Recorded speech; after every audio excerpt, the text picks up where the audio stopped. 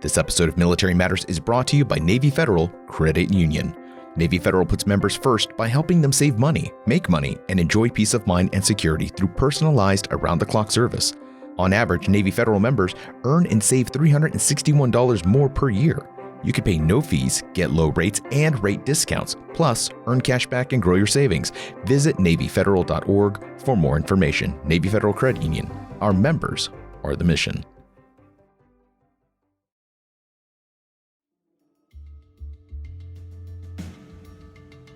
And welcome to Military Matters. I'm Rod Rodriguez. And I'm Jack Murphy. And this is our Season 3 wrap-up.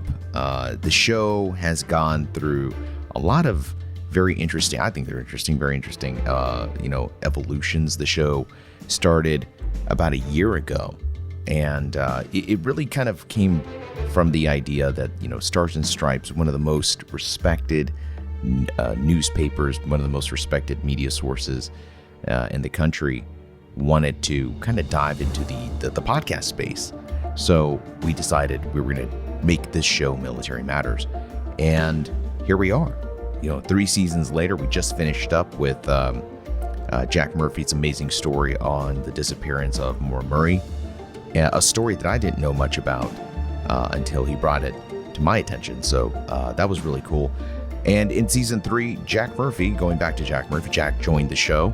And he's brought some very interesting stories from the world of special operations, which is kind of his forte. So, I'm going to hand this conversation over to Jack a little bit, because I'm very interested in hearing what you think about Military Matters this last season, how it's gone for you, and tell me a little bit about some of the stories that you covered.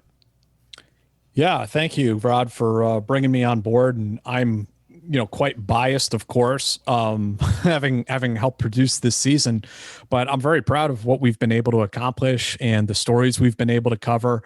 For me, it was somewhat new territory in the sense that, I've been writing as a written print journalist for quite a while. Most of the podcasts I've done, and I've been doing podcasts since about 2012, so a long time, but almost all of them being interviews. Like, you have a special guest on and we're going to talk about their military career or whatever the case is. With this show, it's more of using the podcast as a journalistic medium, that you and I went out and interviewed people, and then we present the story to the audience. So there's a sort of narrative account. There's more than one guest.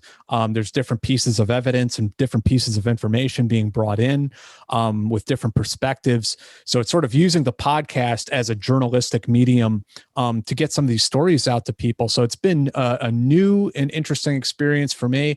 And also been able to cover subjects that I wouldn't normally cover, things that I have in the past, but don't normally get to cover. Disappearances, murders, sexual assault in the military, some of these sorts of big issues that we tackled this season, extremism in the military, all of these sorts of things. So it's been an interesting journey, to say the least. I thought it was very cool how we were covering the fast take for the death of Mark Leshikar. Mm-hmm. And while we were talking, you and I were going back and forth as we were doing research based on the things you uncovered during the original episode.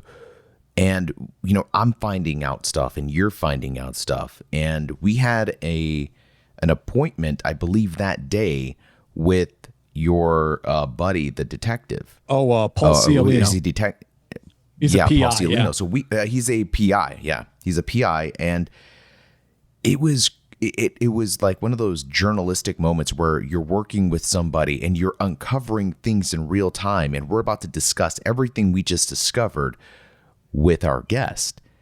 And when we did, it kind of, I felt like all of the pieces of the story were falling into place, and we started getting a really interesting picture of what might have happened to Mark, what might have happened to,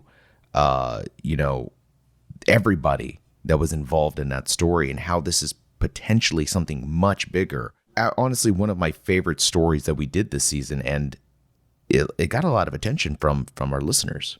That was, I've done a lot of interviews over the years with sexual assault survivors, with, obviously dealing with combat, soldiers lost in combat, soldiers lost to suicide, all sorts of different things.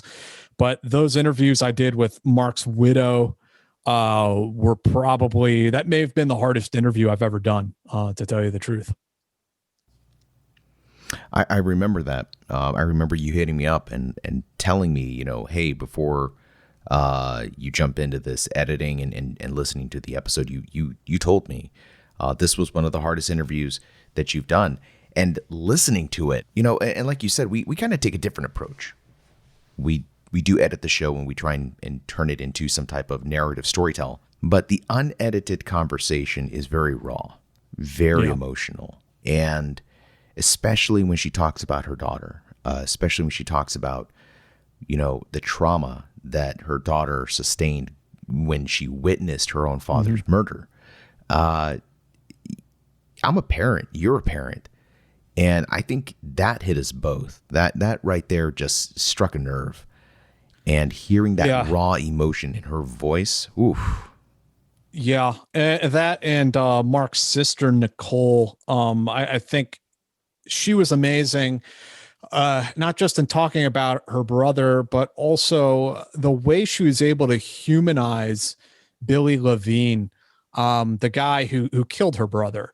But at the same time, she knew him and had empathy for him, and how she was able to explain the things that he was going through and the torment that he was experiencing in life, I thought was an unbelievably rare perspective to get. You so rarely are you going to hear that, especially, unfortunately, where many of the people in this case, in this story, they're deceased now. So only somebody like Nicole can really bring them back to life, in a sense, by giving you that sort of picture. It was just incredible, all around.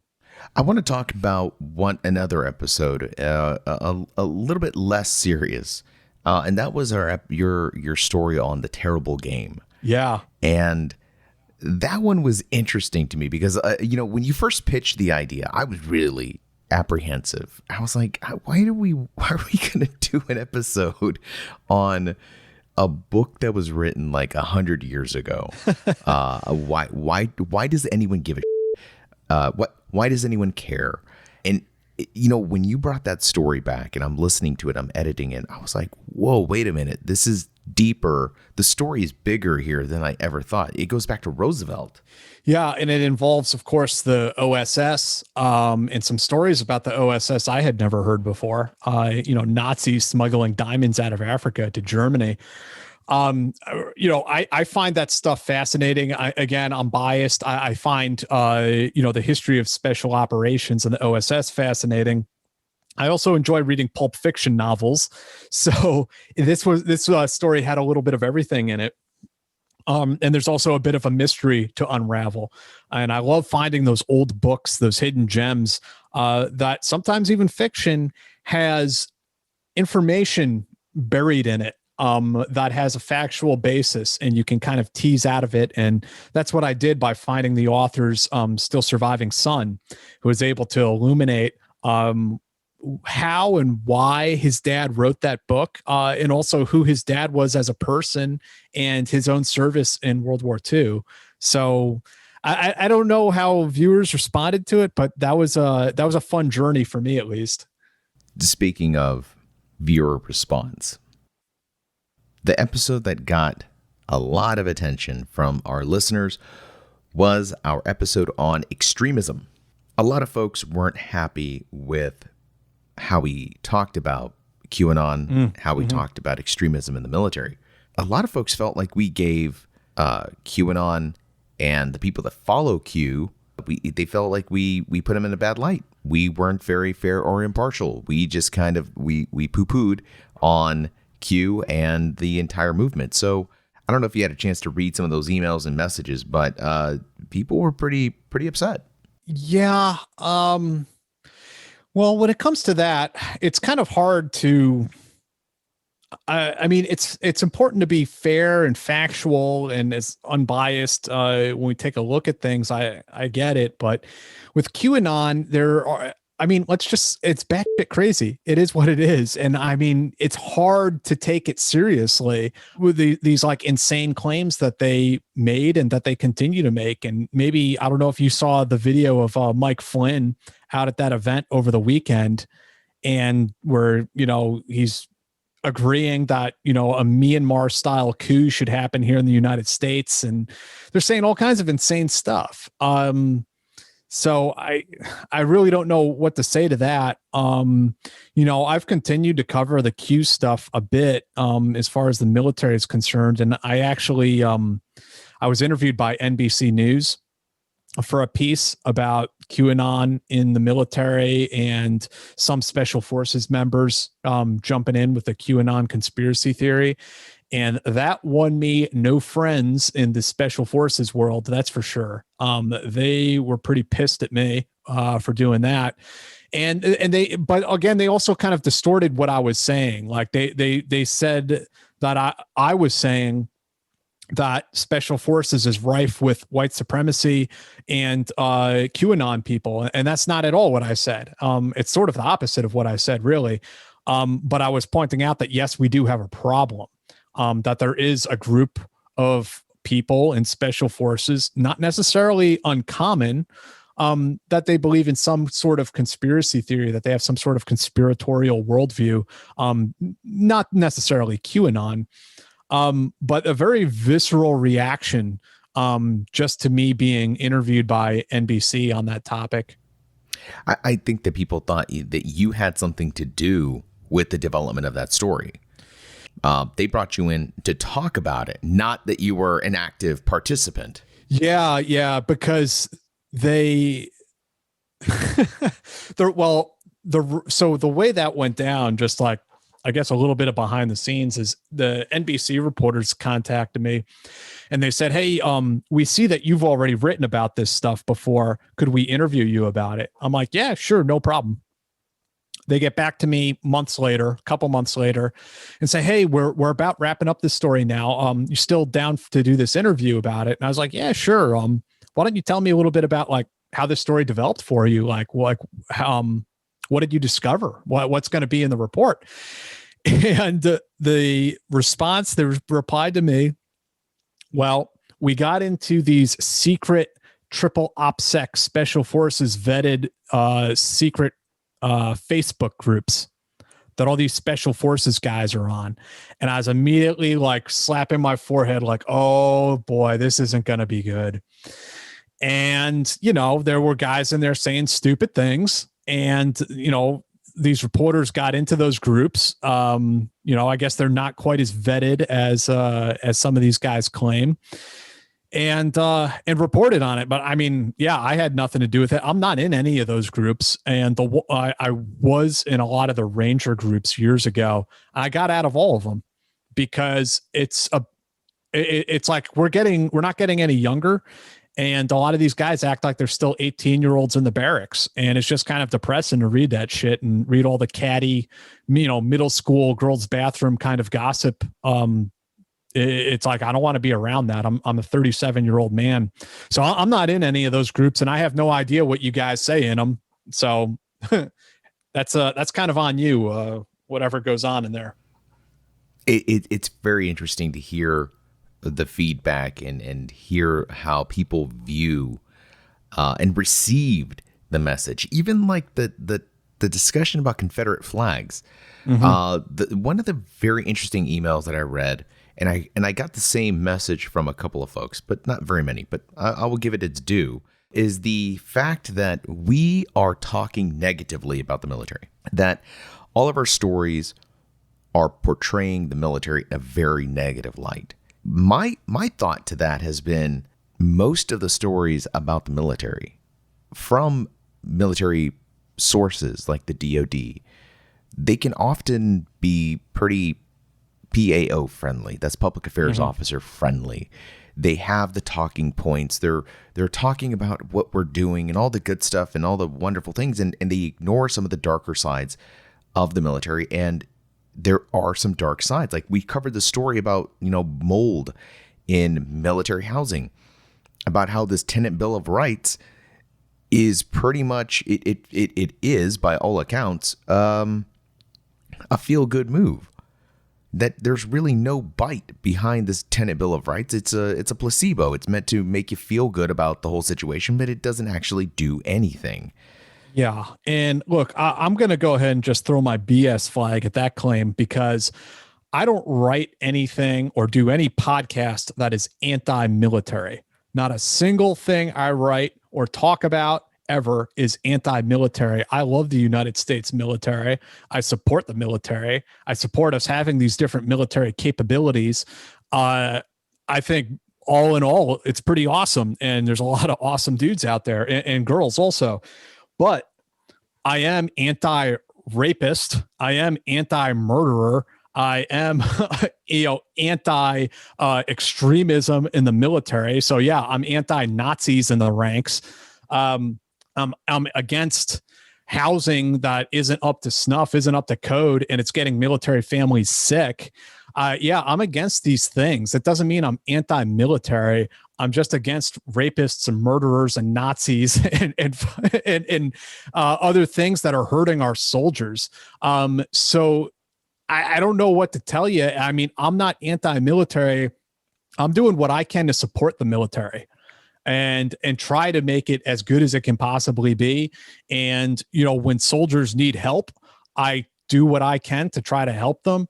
When, I have a girl who's been sexually assaulted, or I have a soldier who's being kicked out of the military for some reason, I try to help them out, and I try to do the right thing for them. And I'm not perfect. I'm far from perfect, but nothing I ever do, and I don't believe anything you ever do either, Rod, is anti-military ever. It comes back down to what we cover. And when it is negative, we've had a couple of feel-good episodes, some episodes that do talk about great things. We talked last season, we talked with the Soldier of the Year, the NCO of the Year. This season, we talked about the terrible game, which is actually a pretty positive, fun story.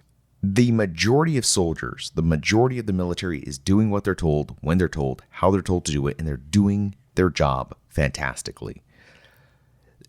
There is a small section. There are Nazis in the ranks. There are killers in our ranks. There are rapists. There are murderers. There are some very bad pieces of our culture that exist, but it exists in the public as well. We can't just say, well, that's bad, and I don't like the way it makes me feel, so I'm going to put my head in the sand and pretend like it doesn't exist. If we do that, nothing will change. Nothing will ever change. We saw the extremism. We saw the rise of Q. And I'm not saying every QAnoner is an extremist, but I will say that there are some extremists in the QAnon circles. And those folks pushed the topic of extremism in the military to the forefront. And because of stories that have been done like ours, I like to think that we helped push some of these initiatives. I think that it's a service that we and Stars and Stripes and other newspapers and other social medias that they expose these stories. But I think that what we're approaching is this weird world where stories about extremism, stories about inclusiveness, stories that talk about women in the military and addressing and confronting sexual assault and this culture that thinks it's okay to do those things. That's being woke. You're being woke. That's woke journalism, Jack. Let me also speak to the other side, because I was on the other side, as you were, Rod, as an active duty soldier out there doing my job. There was a time when I was that guy. I would look at the media and be like, oh, they're a bunch of liberal journalists. Why are they even in our business? They don't know what they're talking about. And a lot of that came from a position of being somewhat sheltered or naive, because I was an okay soldier. I mean, I was nothing special, but I mean, I was out there trying to do the right thing, just like most soldiers are. And when you're doing that, kind of head down, doing your job, doing the right thing, you're not involved in all this shady that we've report about. So you don't really know about it because it's not a part of your world. You're out there, you're one of the good dudes, you're one of the good girls, you're out there doing what you need to do for your country. So you can be kind of blissfully naive about some of the things that are happening in some of those darker corners of the military. And so I think there's just a difference in perspective and a difference in role that the journalist frequently sees themselves as being the person that is supposed to speak truth to power and that's supposed to expose these things, these negative things that sometimes our government wants kept secret. While the soldier is still the insider, they're part of the team. They're trying to do, support the cause. And from their perspective, they see all of these other things as either being fake news or being outliers, that this is not what our military is about. So why is this really being talked about? And they see it as being detrimental or eroding their job and their efforts. So I can see from both perspectives, and I'm not saying either is completely right or completely valid or invalid, but I think both of those perspectives are important for a healthy society, right? We need patriotic Americans to put on the uniform and go and do their job and believe in what they're doing and believe in their people. But we also need journalists out there, inspector generals. I mean, whoever has that sort of job to make sure things don't come off the rails. You came into Military Matters. I've known you for a little bit of time here, and we worked together on other stuff. And then I said, well, I think you'd make a great fit here at Military Matters, brought you on board. And throughout that whole period, I had never read your book. I thought it was weird. Like, I don't want to read the guy's book. Like, I know you. If there's something you want to talk to me about, you'll talk to me about it. I don't know why I would read your book. But I heard a lot of great things about it, and I would have sold you an autographed copy. I do. If you send me an autographed copy, I will send it back to you with a. don't do that. But it was interesting. Only $5 extra. Reading your. There you go. I'll put it on eBay to somebody. I think somebody will buy it out of hatred and then burn it on Twitter or on Instagram or on their TikTok. It'll be great. It's so true. But in your book, you described a really terrible situation that went down. I think it was with a male serial rapist who was raping other male soldiers in his unit. And until I read your book, I had no idea that had happened.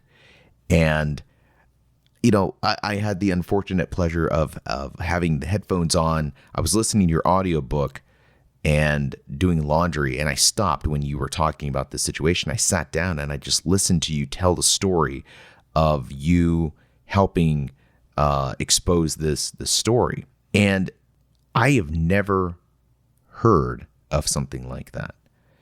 But knowing it happened, that was their world. Somebody was waking up every day in that world where this predator was in the shadows waiting to hurt them. These kids, and I say kids because they're young, they're like 20, they're privates who are in fear, and they're inside of a culture that will make fun of them.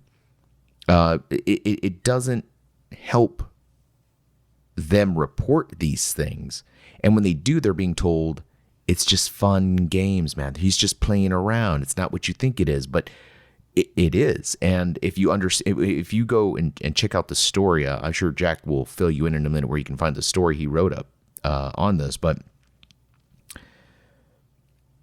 that's not my world, and I never would have known that. And I'll tell you, as a leader in the Army, as an Army Reserve leader, I took that story, and I feel like I'm more open to hearing that situation if it ever brought itself up to me. If a male soldier came to me and said, hey, I have a problem, or at least I want to be able to project that if you are a soldier, regardless of your sex, you can talk to me. And at least I have this thing in my periphery, like this has happened before, it could happen again. It does make you a better leader. It makes you a better advocate for your soldiers, Marines, airmen, and sailors.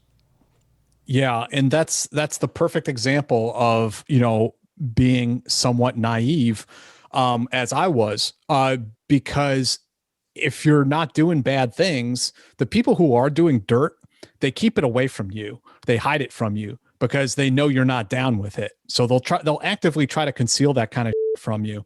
And I remember hearing about this subject, not this particular case, but the whole notion of male soldiers being raped when I was active duty. And I kind of brushed it off and I thought it was kind of ridiculous. Like, come on, that doesn't happen. Get the hell out of here. And years later, I came upon this story about a squad leader in the 101st who was doing just that, who was sexually assaulting the male soldiers in his platoon, including while they were deployed in combat, seeing combat all the time. And that story really sticks with me. It's kind of something that stays with me almost every day, I guess. My main source died while I was writing that story. He passed away, and I interviewed so many people, and there are still unanswered questions about how he was able to get away with it as long as he did. And I'll say this. I don't think I've ever spoken about this publicly, but I talked to a woman. This soldier was given, in my opinion, a light sentence. He spent less than a year in prison and was discharged. And afterwards, while working in the civilian world, after I ran this article, I had a woman contact me who said her boyfriend had been raped by this guy on the civilian side after he left the military. And she described the same MO that he used when he was in the military, getting guys drunk, putting stuff in their drinks. They wake up in the morning and realize they've been raped. What do you do with that? And, there's a time where I just had to let the story go because it's like, am I a journalist or am I doing something else? Because if I'm stalking this guy, following, not physically following him around, but trying to track him down all the time and like keep tabs on him, it goes beyond the bounds of credible, legitimate journalism. It's like you're moving off into something else. So I published the story. I did what I could, but I also had to let it go at a certain point. It was difficult to deal with, and I know even more difficult for the victims involved. And that's why we're here. I mean, that's why these stories have to be told, because some of these stories are things that you just didn't know that are happening inside of your organization. And the military tries to keep it quiet. But I don't want to necessarily point to the military as the demon who wants to keep all the secrets. The military has to portray itself in a certain way. They are it's in the business of projection. It's in the business of projecting strength, business of projecting readiness. The minute you don't project that, the enemy will pounce. We know the enemy is real. The Russians, the Chinese, terrorist organizations, everybody wants a piece of the American dream. Everybody wants to take their piece and rip it out of us. But there's a point where you can project strength without covering up your weaknesses. You have to address these things. You have to put the light. Yeah, look at Vanessa Guillen. Vanessa Guillen, we covered her in season 2, but that story would have been buried under miles of excuses, sorries, and we're doing all we cans if that family had not made that story public. It wasn't until they put the spotlight on Vanessa Guillen that Fort Hood and its command and the DOD were forced to take a hard look at what they were, who they were, and why they were doing what they were doing. And that independent review revealed so much that was wrong with the SHARP program, that was wrong with the command climate, that was wrong with the way the soldiers were handling things. I mean, everything was exposed by that independent committee. Now, you can look at that and say, well, that's why there's a certain way we do things here. But what you're saying, what you're defending is a culture that killed a soldier. Right. And it's basic organizational psychology to just kind of cover up the blemishes, and people do it sometimes without even, it's just a reflex. The military protects itself like a biological organism, just deploying white blood cells to, defend itself. And it's also, this issue of military sexual assault especially is a case study in how long it takes institutions to change, how long it takes to bring the ship around, to change course. This whole idea that commanders were able to run their own investigations into sexual assaults in their own commands is completely insane. And there's probably no place in the civilian sector and in civilian life that we would accept something that's so obviously corrupt and asinine. If you work for a major company, you work for, Microsoft or Google or something, and a woman in the office gets raped, your supervisor at that corporation does not conduct the fucking investigation. Like, what? It's wild if you think about it. But that the military was able to go on doing business like this for so long until just now. We're here in 2021, and they're finally starting to reverse course now, only after scandal after scandal after scandal, after report after report after report. Someone once told me the Army only responds to shame and lawsuits, and that has been the case here. And I would add shame, lawsuits, and headlines today. And I think that has something to do with the way that media works now. Back in the day, it was a newspaper. And a newspaper would be the way that you got your information, maybe radio, some TV. But that was it. And once the news cycle died, that's never coming back. You had a moment to be angry about it, had a moment to get your shock, but all the talking heads had to do was say, we're taking care of it. And there was a day and age where we believed the gatekeepers. We believed those in the ivory towers and the guys with stars on their uniforms and the big rack of ribbons when they said, we're going to look into this, we're going to do something about it. There was a time when people thought, if the military is addressing it, it's going to get fixed. That time is over. That fantasy, that fairy tale is over because social media kept Vanessa Guillen in the limelight. There was no end of that news cycle. People built Facebook groups. They tweeted about it. One of my friends, Joe Goldberg, who was he was actually a propaganda officer for the CIA. That was his job. But on this subject, he commented to me one time. He said, back in my day when I was a younger man, you turned on the television and Walter Cronkite came on and he told you what happened that day. And then right after that, Johnny Carson would come on TV and he'd tell you how to feel about it. And so there's this sort of centralized news source that you could go to that the entire country went to every day that kind of had people on more or less the same sheet of music. Since then, today, of course, media is fragmented, decentralized, all over the place. In some ways, it's a perfect like libertarian model because it's like anarchy out there.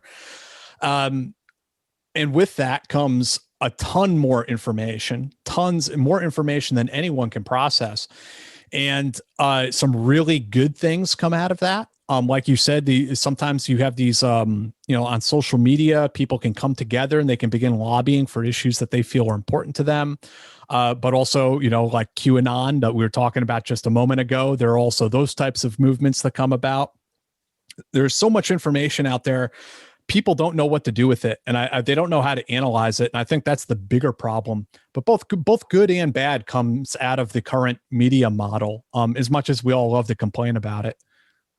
So speaking of social media, and I guess new media, if you will, I'm sure you are aware that it is June, and as of this recording, this month is the magic month. This is the month of disclosure. This is the month that I believe the UAP task force appointed by Congress is supposed to release their paper on unidentified aerial phenomena here in the United States and abroad. Since we did our episode on UAPs last season, it has exploded. Still our most popular episode.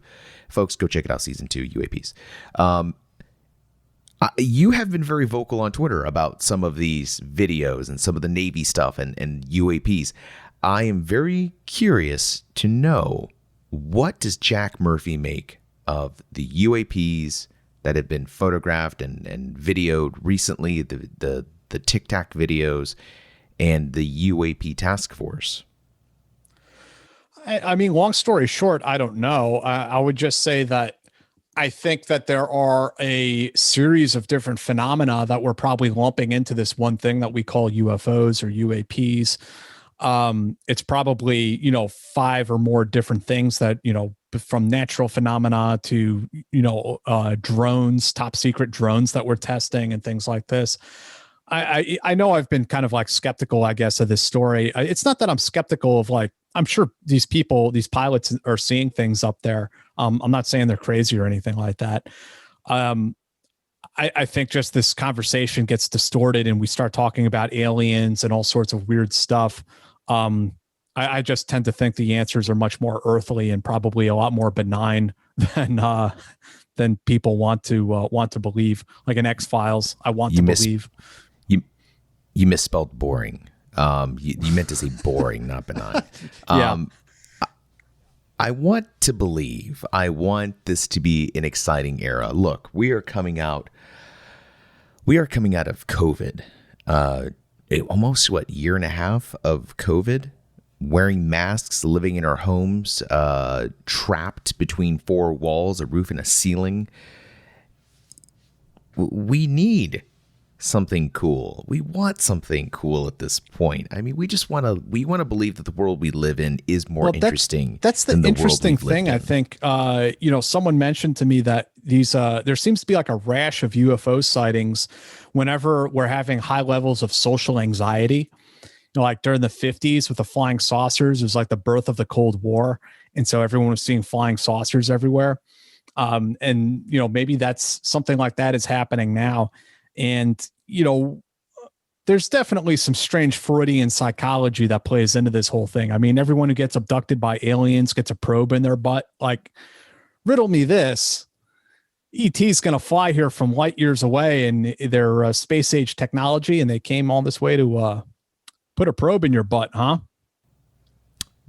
The mysteries of probes is not for us to question, sir. That is a greater, maybe not, galactic mystery. I mean, I talk with Lou Elizondo practically, every week. He's a good dude. What's he think? What's his take on all this? That's the thing. That's one of the reasons I love Lou so much, is because a lot of folks that hear him and watch his interviews think that he's an aliens guy. Like, if you ask Lou, what do you think? He will tell you exactly what you just said. I don't know. And I've pressed him. Like, Lou, are they aliens? Are there real aliens? What do you think? And he just says, I don't know, man. What I do know is we are capturing extraordinary video. We are seeing something out there that defies what we understand as the physics of aeronautical engineering. Whatever these things are moving in a way that we cannot replicate, that we know of. Now, he acknowledges, he'll be the first one to tell you, like, it could be unidentified natural phenomena. It could be, secret technology that our own government is experimenting with, that obviously they're not going to go tell some Navy ship, hey, we're going to buzz you. It could be something from DARPA. It could be a foreign adversary experimenting with stuff. But the level at which we see these things moving lends us to believe that this is beyond even our experimental capabilities. And it's possible, but he won't say it's aliens. Some of the phenomena that are described, I don't believe for a moment that Russia and China developed some sort of like anti-gravity technology, especially without us knowing about it. There's like, no, that did not happen. So I think that brings us to, the sensors on some of these aircraft and our radar systems being spoofed, that there's some electronic warfare being involved. But again, it's probably a variety of phenomena. Some of them are probably natural. Some of them are probably electronic warfare. Some of them are probably drones. And in our minds, we just kind of all put it into this one bucket, UFOs. Well, a moment ago, I said I wouldn't say it's aliens, but you know what? It's aliens.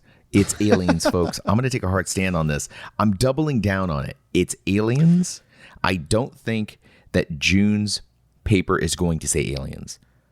I don't think it's going to say aliens. I think it's going to say there's a lot more out there. I think it's going to be a paper of evidence that supports. Well, that's something an interesting that conversation in of itself too, Rod. I mean, if the U.S. government is like, their final conclusion is we don't know, like this is beyond our capacity to understand at this time. That's an interesting conversation in of itself. That's an admission to a certain extent. That's an admission that there is something happening. To say that it's not alien, saying it's not aliens is one thing. Saying we don't know if it is aliens, that's another. And that's where I think the conversation kind of takes this weird, interesting turn. But Rod Rodriguez is going on the record as saying, I think they're aliens. I think we're going to... Don't you laugh at me. Look, I am being serious right now. I believe it's aliens, man. I think some of it could be human technology. I really do. But I think for the most part, I think that we are on the precipice of a big disclosure. And I think the big disclosure really is that we don't know what they are. It's very likely the evidence is pointing to extraterrestrials, but we just don't know. I'll bring the conversation back down to earth as we wrap this up. Next season 4, very excited. We are going to be covering some different stories, kind of like we did here with season 3.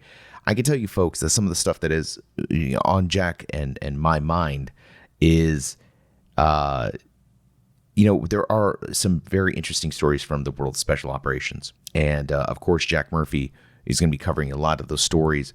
There is some more true crime coming down the pipeline here.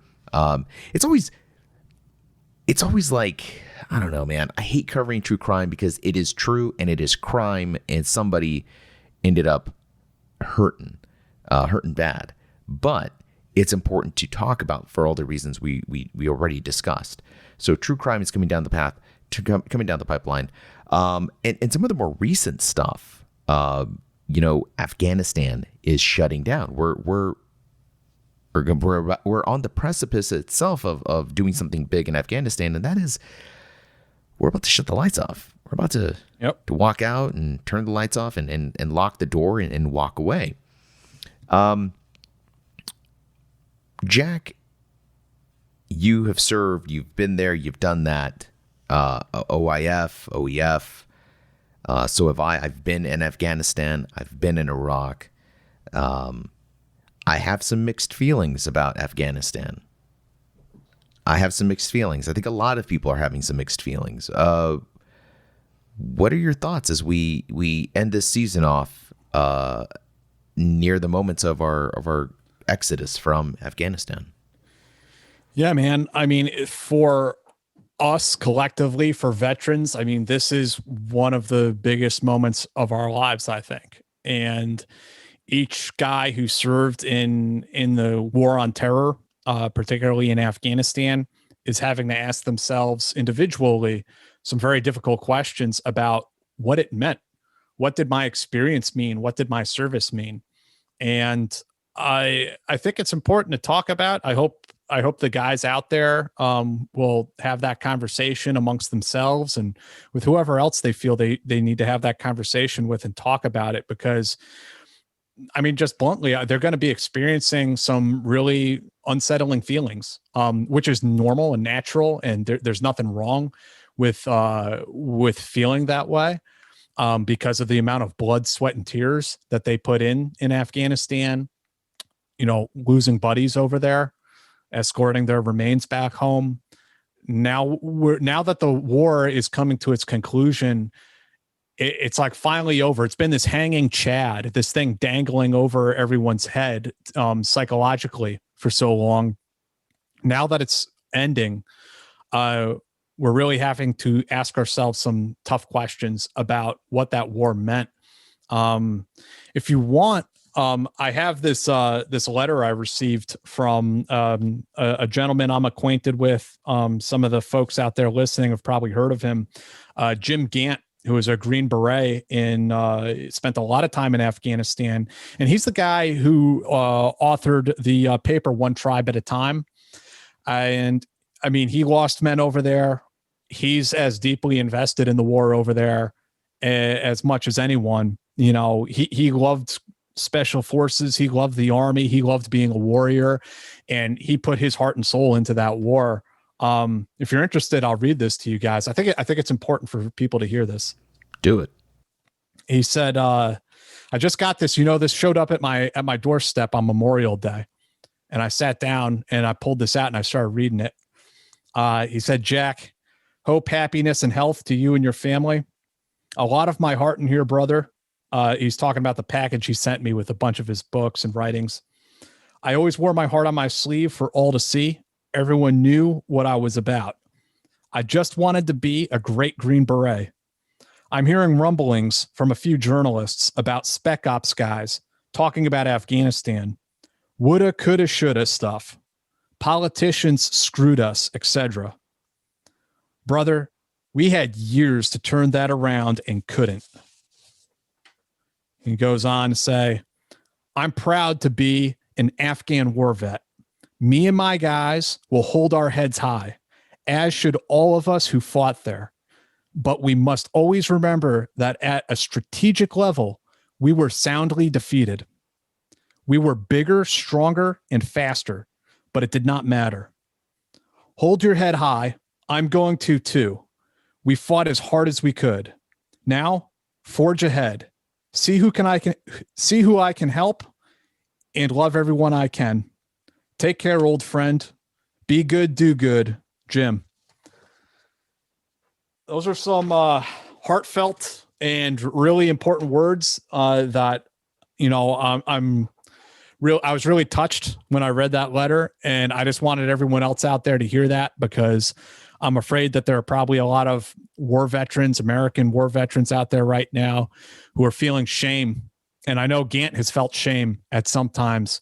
And I'll tell all you out there what I told Gant on the phone a while back is that there is nothing shameful about leading soldiers in combat, and none of you should feel shame for going out there and serving honorably and doing your job. And, like Gant said in his letter, I hope all of you will hold your heads high and not get down on yourself about the way this thing turned out. In the next couple of months, years, really, in the next couple of years, we're going to dissect Afghanistan the way we dissected Vietnam. It's a parallel that I think the DOD has been trying desperately to avoid. We talked about Afghanistan day one when we went into Afghanistan. Everybody was like, don't turn this into Vietnam. Don't turn this into Vietnam. We need a decisive victory. And depending on who you're talking to, some folks will paint this a certain way and others will paint it another. We are walking out of Afghanistan in very much the same way that we left Vietnam. I'm sure some historical analysts will argue with me. I'm sure some policymakers would argue with me and say that's not true and whatnot, but it feels that way. I know several Vietnam veterans who, when they heard that we were pulling out the way we were, expressed their anger, expressed their disappointment because they saw it happen again. And now we're, it's happening in Afghanistan. Now we're looking at Iraq. We still have issues in Iraq. We have issues in Iraq and Syria. How does that play out? Are we empowering terrorist organizations, or did we just empower the Taliban? What are the second, third order effects of us leaving Afghanistan than what we have? I'm torn because I hate the fact that we're leaving. Hate it. Hate the fact that we're leaving it the way that we are. But I'm also very aware of Jim Gant's point that we had plenty of time. We've had time to turn this around, and we didn't. So at what point do we just stop? When do we cut our losses and go, okay, this country is eating our young. We need to stop. Well, even when we do have answers, we study these things, we dissect them, but it's like we study our mistakes so that we can repeat them with precision. We really learn. We just study them so we can do them again. I don't know why. I was listening to a really fascinating podcast called American Storytellers, American History Storytellers. Go check that out. It's from Wondery. And they were talking about World War II and a couple of other issues. And there's a point where one of the narrators, he might have been an author of a book, he said, history doesn't repeat itself, but it rhymes. And I love that quote because it's true. I don't believe that Nazis will ever rise again and take over Germany. I don't think we're ever going to see something like the Nazi movement do what it did to Europe. But whatever happens next will rhyme. It's going to sound like it. It could look a little bit like it. And the real evil in that is what happens next in the history of the United States, the history of the world. These events might look different enough in the future to make people question whether it's happening over again. Like, look at Afghanistan and Vietnam, different parts of the world, different fight, different reasons we went to fight. For all intents and purposes, very different worlds, but it rhymed. It kind of does look a lot like Vietnam in certain ways, but different enough to make folks go, well, maybe it's not Vietnam. Maybe it's not like that at all. Maybe we have it wrong. And it's that difference. It's that fact that it's not history repeating itself. It's just rhyming that makes it all the more dangerous. But we'll see. We will see. We're going to talk about that in season 4. We've got some great stories on the bench here. Excuse the echo in my room. I just moved from DC to Florida. So if I've got any Florida listeners, I'm out here in Tampa enjoying the beautiful sunshine. Right now it's just dark and cloudy outside, but go figure. So the studio needs to get set up and hopefully we'll kill some of this echo in here. But season 4, folks, check it out. It's going to be coming to you at the beginning of July. We'll have a more concrete date set up, and we'll put those posts out on social media. Make sure you're following us on Twitter, Stripes MM Pod. You can also follow Stripes at stripes.com, and they are on Facebook as well. Go check it out. And all of our podcast episodes are available everywhere you listen to podcasts. We're on YouTube as well. I love being on YouTube. I love putting these shows on YouTube because a lot of you guys are listening. You guys are working for the government still. Some of you are service members. Some of you are civilians. You work in the DOD, and we know the DOD doesn't like to have any fun on their computers, on the nipper, because, of just how it is. So anytime you see podcasts, it's usually a blocked site. But the general loves his YouTube. So YouTube is usually the only channel, the only website of fun that you can still have. We are there so you can listen to us while you're at work in the deepest, darkest, most secret places that you can get your nipper. We are there on YouTube. Go check us out, Military Matters. And of course, as always, folks, if you use the promo code podcast, now here's the thing. I know it's season finale. I want to make this known. I've heard some interesting feedback about Stars and Stripes. Some of y'all think that we cover only happy-go-lucky and positive stories, and we don't talk about any controversial things at Stars and Stripes. And I cannot tell you how wrong you are. Stars and Stripes is one of the best media sources you can get some information about the DoD and the world around you. Yes, they are a DoD. They're part of the DoD media, but they are protected by Congress. This is interesting. Congressionally mandated by Congress, or they are mandated to be neutral. They are mandated to be bipartisan, and they are protected by the First Amendment, which means that at Stars and Stripes we can say what we want. We can report on the stories that we want and be protected by our freedom of speech. So we are not sugarcoating anything. And I think that Jack and I have proven on this season that we are not afraid to talk about controversy, talk about sensitive stories, and stand up and say, to Jack's point, the DoD, hey, military, you are covering this up. Knock it off. That's the beauty of this show. That's the beauty of Stars and Stripes. So look, if you're on the fence, you're not sure if you want to do it or not, if you want to start reading more Stars and Stripes, go to stripes.com. Just go to stripes.com. Check it out for yourself. Our podcasts are in the podcast tab. Just click on the tab podcast, and you'll see a drop-down menu, Military Matters. Go check us out. I think you're going to be very impressed by the level of journalism that you're going to see at Stars and Stripes. If you use the promo code podcast, PODCAST, if you use promo code podcast, you're going to get 50% off, half off your digital subscription.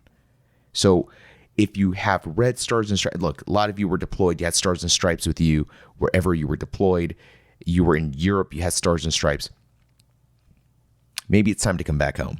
Maybe it's time to pick one up again. And by pick one up, I mean proverbially pick. Well, not proverbially, but digitally pick one up. Go back. It's time to come back home. Come back to the fold. Come check out Stars and Stripes again. And Jack, where can people find you on social media? You can find me on Twitter at Jack Murphy RGR. You can find me on YouTube at the Team House. And you can find my own website is jackmurphywrites.com. 100%. And folks, if you want to pick up his audiobook, highly recommend it. And I'm not saying that because Jack Murphy's here with me. Good plug. I liked it. I'll be honest with you. I liked the book. I think it was a really interesting read. Jack Murphy is probably one of the most interesting people I know in terms of his outlook on life. Sometimes he can be a bit of a grumpy old man, but most of the time I think that you do approach things. And there he admits it. But I think it's a really interesting story of a career in the military, of a person who finds their way into the military. They do great things. They get out and they discover, there's more outside of this. It's a story of military transition. Highly recommend. I listened to the audiobook, which he reads, which is weird, really weird, having known Jack Murphy. And then I'm sitting there listening to him to regale me with his story. It was very strange, but you won't have that experience. You enjoy the book. You can find me, of course, I'm on Twitter. I'm not nearly as active as Jack. I really need to be more active, but I kind of sit back and listen to some of the stuff. That Twitter is such a weird place to exist anyway. Oh man, the more you tweet on Twitter, the more likely it is you're going to get fired from your job. That is 100% true. And I like my job. So you can still find me at RodPodRod. And I think that does it. I think we've plugged our pluggables. Huge thanks to Navy Federal Credit Union. They were a huge supporter of the show this season. You've heard the adverts. I know adverts can get on your nerves, folks. They get on my nerves, but it's what pays the bills. It keeps the lights on. So go check them out, NavyFederal.org. It's an amazing bank, amazing credit union, I should say, amazing credit union where you're all members. You know, where it's a great bank. I bank with Navy Federal Credit Union, which, you know, that's my own plug. Never did me wrong, folks. They have not did me wrong. So, Jack, you have anything else before we get out of here? No, man, I think that's it. You know, thanks for having me. I hope everyone enjoyed season 3, and I'm looking forward to working on season 4. That's right. That's right. All right, folks, that does it for us. We will see you at the next season. We're out.